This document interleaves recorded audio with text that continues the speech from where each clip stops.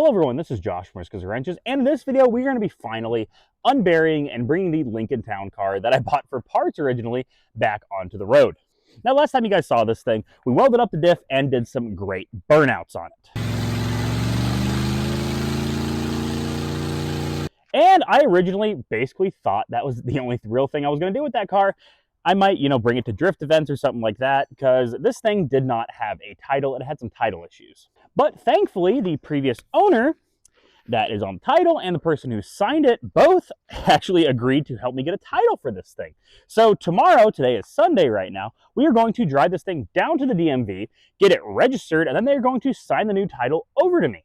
And that means we can have a pair for the Buick. Now, what do I mean by that? Now, as you guys know, the Buick, we cut that thing apart and made an amazing go-kart out of it. And with how much fun we had with that thing, imagine how much more fun we can have with a front-engined, rear-wheel drive, V8 gas-chugging little Lincoln Town car. And I actually do have a plan for that. I called a few local drag strips and they are privy to the idea. I want to leave the drivetrain on this thing completely stock and see how much faster we can make it in the 1/8 mile or 1/4 mile just by cutting weight off of it while keeping it street legal. I'll leave the headlights on, but I might cut the back half of the fenders. I'll leave this hood mostly on, but I might cut some weight out of it. But I do want to keep it where it's actually going to keep the rain out of the important parts. I'm going to cut this roof off.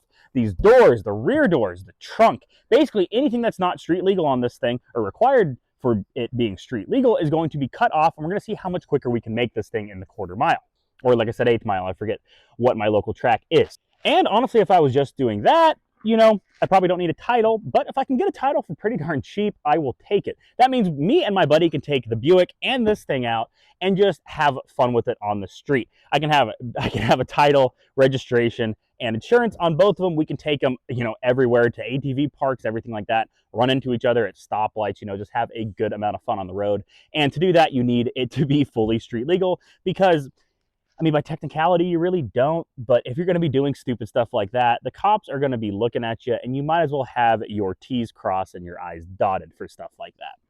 But without further ado, let's get into it. You got to do a couple things to make this thing actually good enough to drive up there. Now, the person that is titling this thing and then signing it off to me is actually in Missouri, so it's going to have to pass a sort of inspection.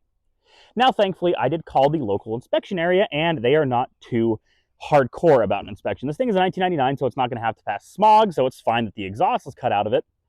The only real thing they want is to make sure that it does have, headlights, taillights, brake lights, mirrors, basically just all the safety equipment still there and operating. And also I explained to them kind of what's going on. I'm just titling it just to get it into their name so they can sign it off to me. And they're like, that's fine. We're not going to do a crazy deep inspection on it. We just need to have it, through our handbook saying, hey, we did do an inspection. So if something does happen, it won't come back on us. And I said, that's completely fine. But the last time you guys saw this thing, we were doing burnouts, and that cooked both of the rear tires pretty hardcore. The one on this side is actually flat. There's this problem with the bead. It would never hold air for more than 20 minutes anyways, and the one on that side is actually even more bald than the one on this side. There are no treads left. There are actually bands showing on that tire. So we need at least some junk tires to put onto this, fingers crossed, making sure it's actually going to get there. Now, I don't have any real stipulations or anything like that making me think it's not really going to get there, but this thing is a pretty darn cold-blooded beast. As you guys saw when we last drove this thing, well, not really drove it, but did burnouts with it, it is a cold-blooded thing. It takes a lot to get started, so I've got to buy a can of starter fluid. Then I've got to zip tie up that mirror because it's falling off. And then a few things, probably clean out some stuff on the inside. Maybe plug back in the window controls and everything like that so I don't suffocate because, like I said, this thing's got open headers, and I pulled some of the parts off this thing to go into my Crown Vic, like the door cards, some wiring and things like that. So I'm going to cross my fingers that I can actually make these windows work because I don't want to suffocate on the way there. And just a few little things here and there, like checking the oil, checking the transmission fluid, coolant, things like that. So without farther ado, let's get into it here. All right, well, first things first, I grabbed a couple tires from my old Crown Vic. This one is junk. I didn't realize how bad it really was until I got it out here. But this thing's the spare tire for my old Crown Vic that I had in the trunk forever.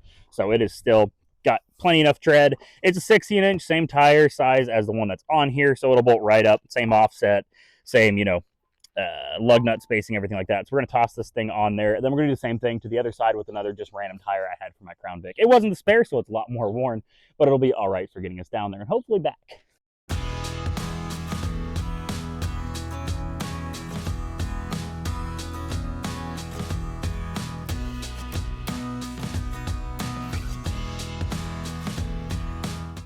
Oh, hey, these tires are pretty new. They're from 2016, so they're not even 10 years old yet. They're still mint.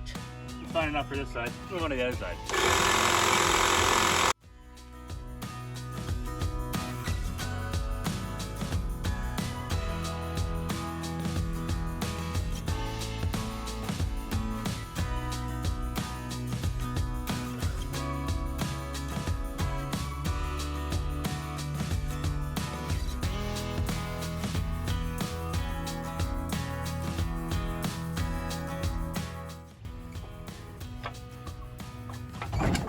Yeah. There we go. Now we're sitting pretty again. All right, now that she's sitting pretty, let's check the oil and everything on this turd. Yep, got oil. Smells like oil. Doesn't smell like gas. Where it should be. We got brake fluid. A little bit low, but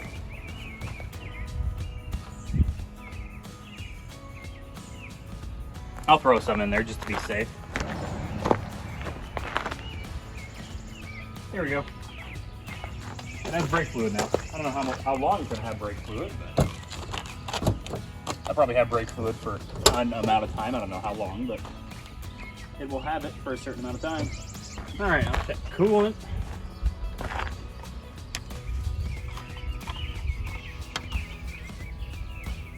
A little bit low. Use some.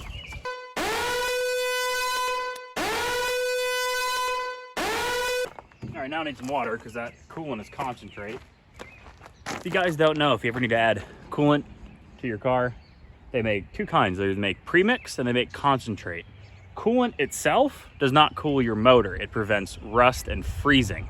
Water is what cools your motor. So, like I said, they sell a mix where it's 50% coolant and 50% water.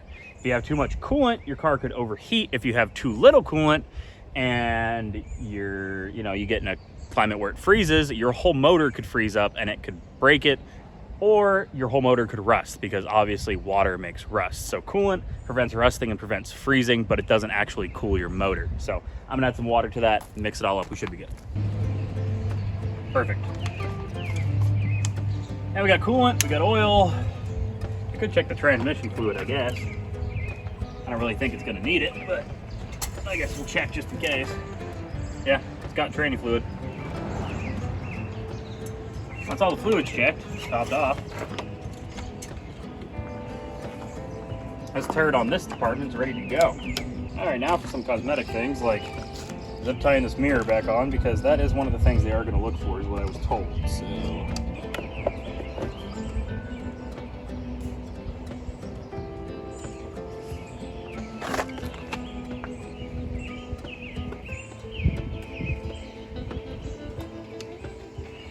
one mirror right where it needs to be. Now, I wonder where I put the window switches.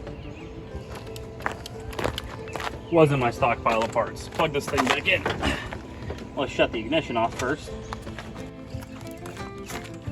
All right. Now, hey, there we go. I've got one window. I've got the back passenger side. Oh, hey, there we go. That's two windows.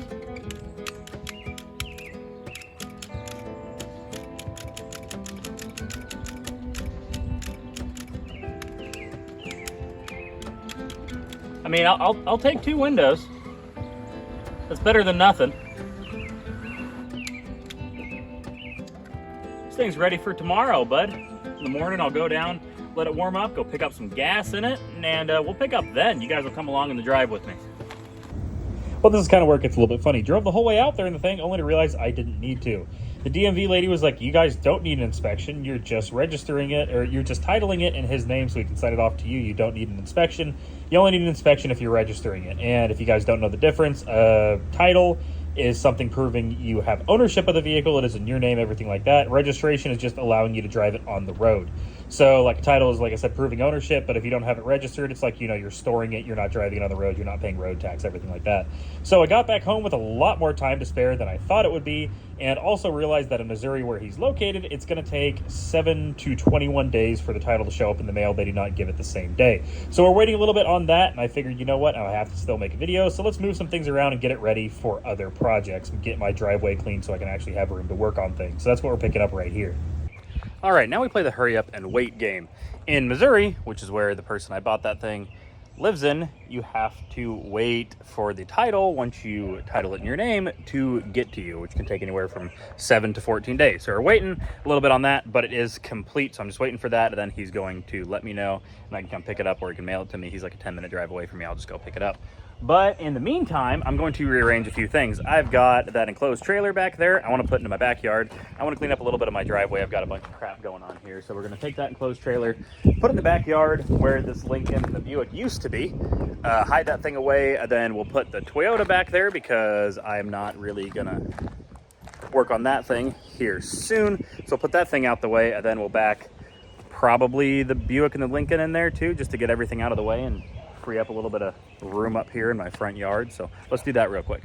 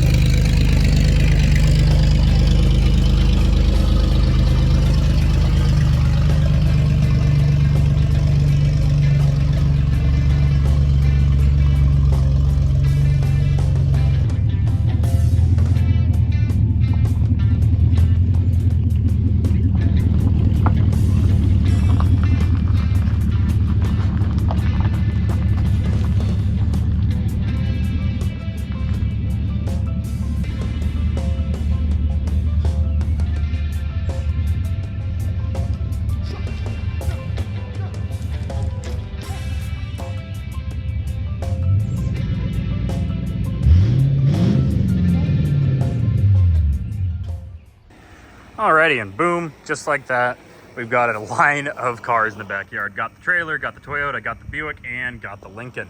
I had planned to take the Lincoln out for a drive, thrash it down some gravel roads and things like that, but I completely forgot that it's going to take a couple weeks to get the titles. But next time you guys see it, we're going to be having some fun with it. I'm going to bring it up to a couple tracks. Got my buddy's place out in Kellerton where we thrash the Buick and everything like that. We're going to take that thing out and have a lot of fun with it. But without further ado, this was Josh from Risk Wrenches. Hope you guys are having a great week, night, day, whatever it is. I hope you guys are having a good one. Make sure to like, comment, and subscribe if you guys like this stuff. Dislike it if you dislike it. Turn on notifications if you want to see this type of stuff in the future. This is basically all I do on this channel is car-related things. Building an old Chevelle over there, having fun with the drift Lincoln, beating the crap out of an old Buick. I've got that stuff all on this channel. Hope you guys are having a great day. Bye-bye.